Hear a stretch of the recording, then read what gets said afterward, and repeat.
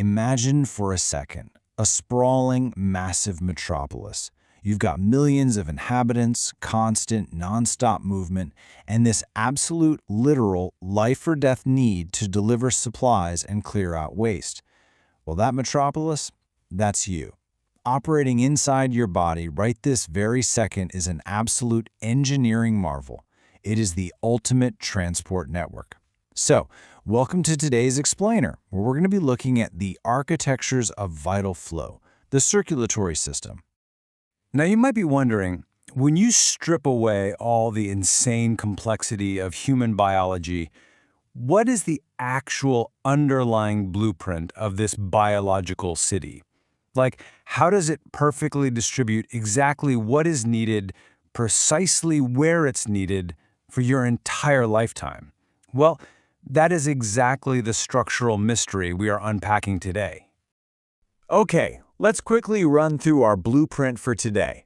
First, architectures of vital flow. Second, the heart as our unstoppable pump.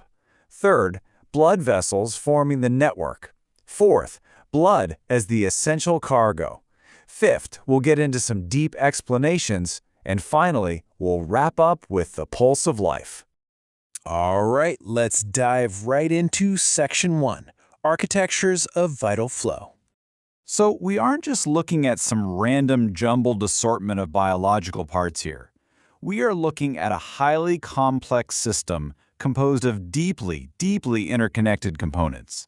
It's just like a city's transit system, or even a global supply chain.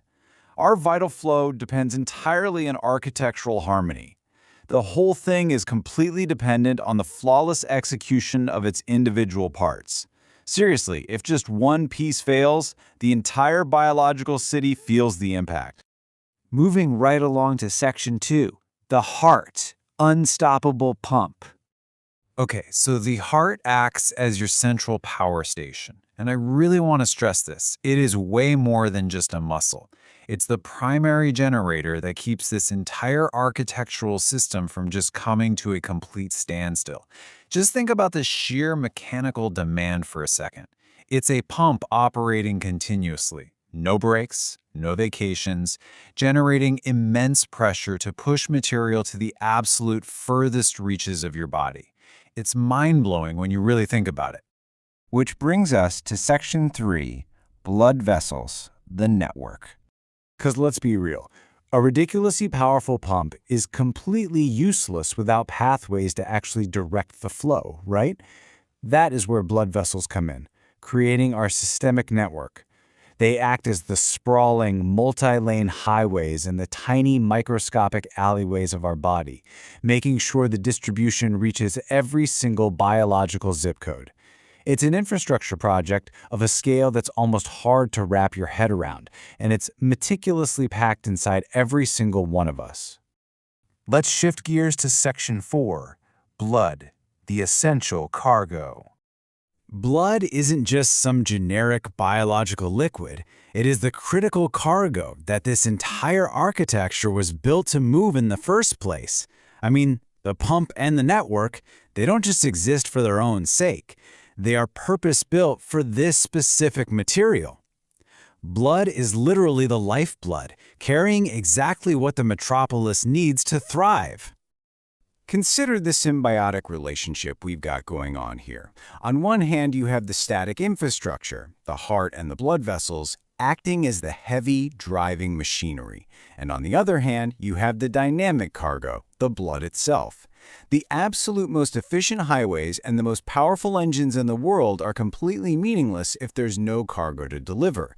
It is just this perfect, elegant balance between static structure and dynamic flow.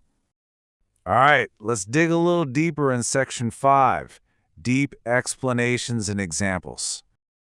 By breaking this whole thing down, we can really see the clear, systematic interplay at work.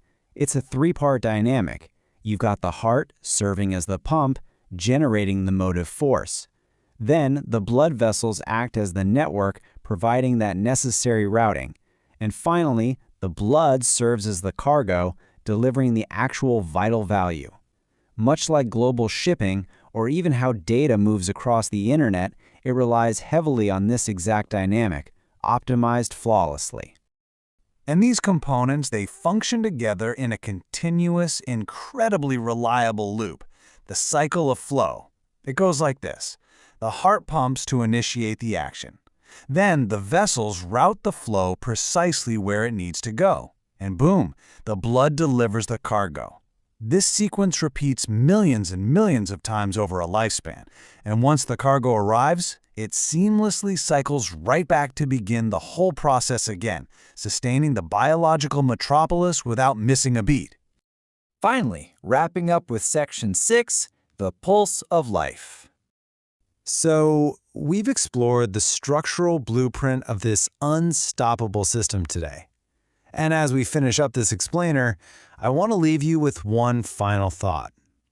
The very next time you feel your pulse, I hope you don't just feel a simple biological reflex.